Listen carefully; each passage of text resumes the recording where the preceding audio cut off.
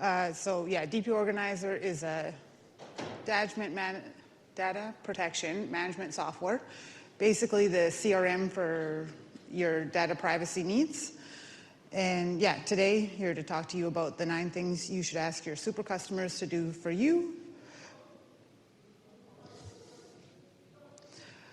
by asking what you can do for them. So let's meet the super customer. They are our ultimate user who not only drives engagement, but also helps us to optimize our solution offerings and help us enhance customer experience and accelerate our business growth. Why are they super customers? They're highly engaged, very vocal, and they're your collaborative partners. We want highly engaged because they advocate for your business. We want very vocal because they'll give active and direct feedback to help you hone in on your offering. And you want them to help you collaborate because you can innovate faster when you work together. And it doesn't matter which business we're in. We all are customers, especially in the tech industry. We're using our customers. So, we have several customers where we use their tech stack and then work together. So it's a mutually beneficial working relationship. And we've heard over these 2 days, many speakers talk about the fact that you can't really get someone to do something for free, but you can do something that helps you both. So over, the next 18-ish minutes, we're going to talk about how these 3 kind of areas work together: inspiration, collaboration, and innovation. We're going to talk about how innovation leads to advocacy, collaboration leads to excellence, and innovation inspires success. And we're going to kick off by talking why, at least for us, why we are boring. We work in a not very known or hip thing that you want to talk about. Data privacy is something we all care about, and data protection is the way we go about doing that.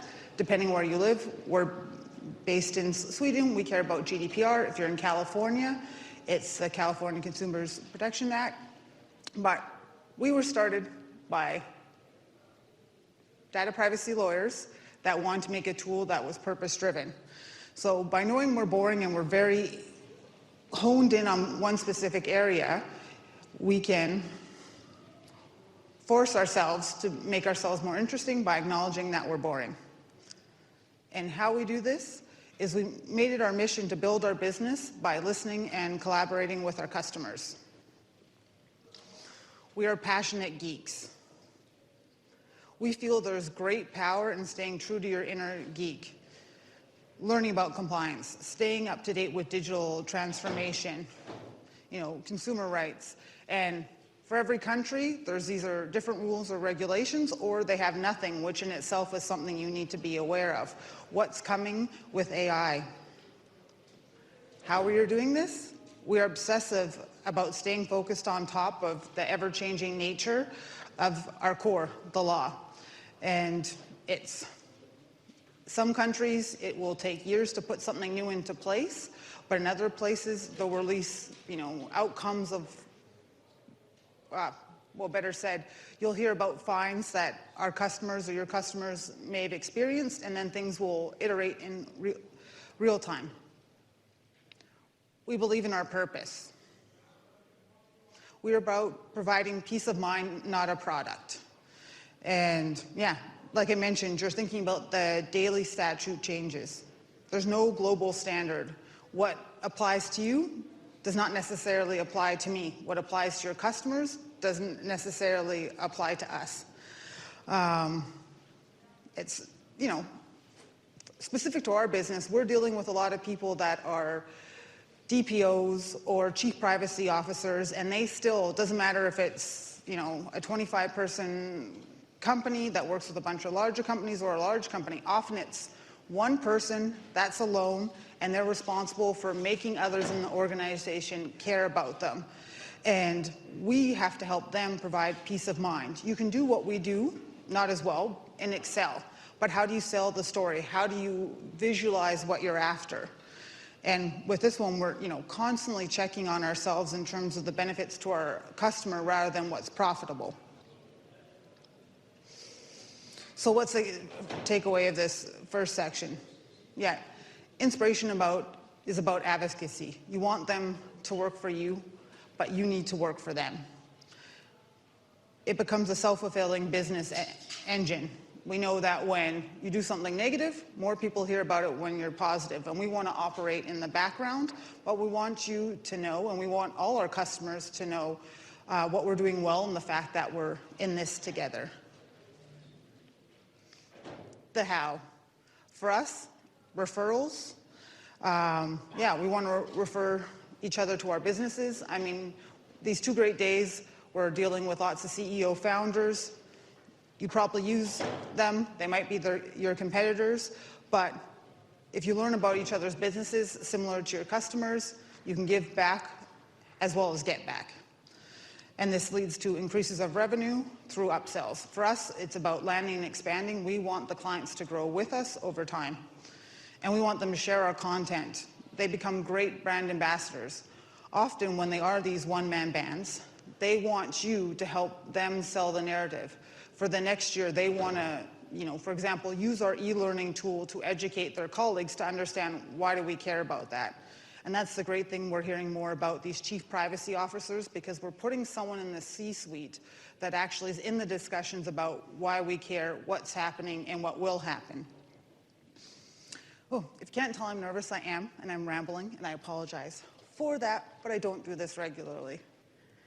Yeah, moving on to the second section with collaboration. We want to be in that always in beta mindset. We want to be hearing in real time from our CS colleagues, oh, I wish your tool did this. Okay, how can we make that happen?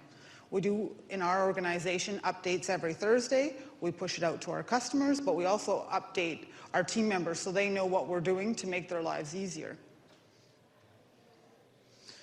And yeah, this is kind of going with that. Never be perfect, never assume you're perfect, and keep striving forward. For us, because the rules and regulations are constantly changing and we have to adapt to the times. I mean, we were talking about ChatGPT and how this could potentially benefit or challenge our business. It gives us a good opportunity to constantly be adapting what we're putting out on the market. The how. We built it for our customers, not for ourselves. Our founders were data privacy lawyers, and they wanted something that was purpose-built for people like them.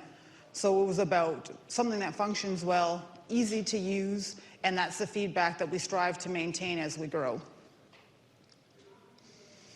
Your user is probably not the buyer. For us, we have about 2,500 users in 25 countries, and we don't have that many customers. So who's buying our product is not usually the end user that's doing it the day-to-day. It might belong to the IT budget. It might belong to the legal budget, sometimes even the HR budget. And so we have to really drill down on who it is. Are they the DPO that signs the contract? Probably not, but does that DPO have to sell the head of legal on it? Most likely. So when we started from going from lawyers to DPOs and to, now chief privacy officers, that's where we focus first, but now we really want to focus on everyone else. And that's why we continue, like I said, to have good usability. We want to be simple because simple is better, and we always, as humans, want simple over better. Our how. We find out who in the organization is actually using our tool, and we reach out and get their input. We want them to use the tool. We want a high touch point. We want you in our tool every day, whether it's updating e-learning courses for their colleagues or just to check on what's happening. We want, and we're constantly striving to have more features, because if you're using it daily, you're more likely to get what we offer out of it and to understand what we could do better. So our daily users tend to be our best super customers. Kind of touching on that last point here too, but creating intuitive experiences. We want to listen first, observe second, build third, and then break it in, build again. We were established in 2015, GDPR came into play in 2018, and since then we are by far a different company. Of course, we still do similar things, but we now touch more points in the organization. We're working a lot more with integration, so we can partner with different organizations to kind of adapt for what they specifically need and make it more tactile. Get in their Slack, get in their Office 365. We want people to be pinged with this, and we also want them to be able to share it with others. And this kind of touched on, don't build the features, build the intuitive experiences. So when you go out and you get feedback, it's like, oh, it didn't flow this way. I personally think differently than our end users because I'm not a privacy professional. I don't come from a legal background, but I want it to feel intuitive so that we can make you want to use our software. How? We have to observe our super customers. Like I said, we have 2,500 plus users, but not that many customers. And our super customers aren't necessarily the ones that have the most users, but they're, going back to that point, is they're in the tool daily, they're thinking about what they'd like to see. Often, when you're a bigger organization, when you're up for renewal, you might need to go out and compare 3 options, depending, like municipalities in Sweden, they have to come with 3 quotes. They have to have sat through the demo, they've actually have to get the proposal, and we want that feedback. We want you to go and try our competitors and realize that we're better, easier to use, and better for you might not be better for everyone, but we're not trying to be for everyone at this point. So when our super customers, as an example, go out, show their colleagues they got the proposals, the feedback we're looking for is we're maintaining that ease of use as we have more offerings, that their colleagues are like, oh yeah, we love that e-learning module that you had where you explained what is GDPR or what is CCPA, and what they liked, what they didn't like, and then we can get that feedback, fix it till everyone in their organization is going to be using it. Which leads us to the recap on, collaboration leads to excellence. We build things together to make better things. And honesty is the best feedback. Please reach out after and say what I could do better on this topic. This is not something I've done before, but I'd love to hear about it. And it goes both ways when we're talking to our super customers. They give us something, we give them something. Because ultimately, how they're using the tool, we can give back for things that benefit in their organization, and they give us with a more sellable product and something, again, not to harp on the point, but we get them in the tool daily. And we want to share the stage. Often we'll host webinars with our clients where they'll actually go through their personal journey with similar industries about why they chose us, what they like about it, and who are we speaking to. Typically, one person in an organization. It's rare that we have a team of, say, 5. And so we want to make these DPOs and CPOs' lives easier by allowing them to do more with less. Budgets are tightening up. They have to convince the CEO to keep our tool, but they have to show why it's driving value outside of their role in the organization. Often you can have huge multinationals where you have one lawyer responsible for everything, and the CEO's like, we'll just go back to Excel. You don't need this, we don't need the visuals, it doesn't matter, we just have to do that. Well, why should they care? Why should the CEOs care? Because in a lot of M&A processes, you need to say, you are GDPR compliant, you are doing the right things. And often, through a sale of a business, if that's not true, there'll be clawbacks and the investors benefit. And the last point, we want to co-author content. We want you and our customers to write and participate together, especially with testimonials. Testimonials are great, they tell a journey. We've heard a lot of people speak about how testimonials can benefit your business, and for us, it's when you go through what that customer experienced. We've had customers in the tool in 30 minutes, and that's a rare occurrence, but for them it was so exciting that they didn't have to buy an onboarding process. They just start throwing their data in our software, and it's great. But when we have that kind of written testimonial, we can use that with our product team and think about what would have benefited them sooner and what will benefit them later. So coming into the last section on innovation, the value of constant testing. A plan is only as good as how hard it is tested. We want our customers' ideas. We want ways to execute. We want our colleagues to sit in a room and talk about what we could be doing 2 months from now, 6 months from now, and a year from now. We know that, especially in tech, it's going to move quicker, and we need to adapt and prototype what comes next more in real time. And yeah, for us, nothing is precious until it works, but we want to share it so we can test it and actually get it to work beautifully. The value of relevance. We talked about how we make it relevant for the C-suite when they don't need to care. They have someone to help with that in a lot of organizations. But we want that shared need, shared time, shared resources, and shared beliefs. We're always struggling with, it only matters to me, but it matters to all of us. You know, we all are affected by data privacy in our personal and professional lives. And so we can get a lot out of it by just discussing it, because it's not always about the business. Often that person has a self-interest to make it work better. So the how, yeah, make it relevant to every user, or make it so easy to use it starts to matter. And that's what I've mentioned a couple times in this talk, that ease of use is what we're going for. We don't want to be for everyone, but we want that person that wants that easy touch point that encourages them to get in our tool early and often.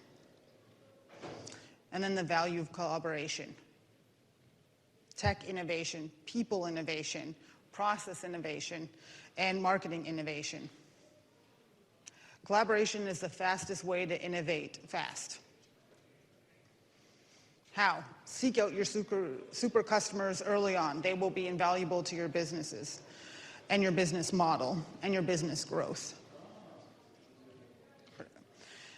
Yeah, our last takeaway, innovation inspires success.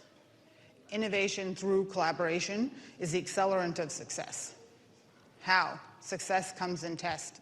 Test and test again. Don't be afraid to fail. Fail early and often. Share your user research.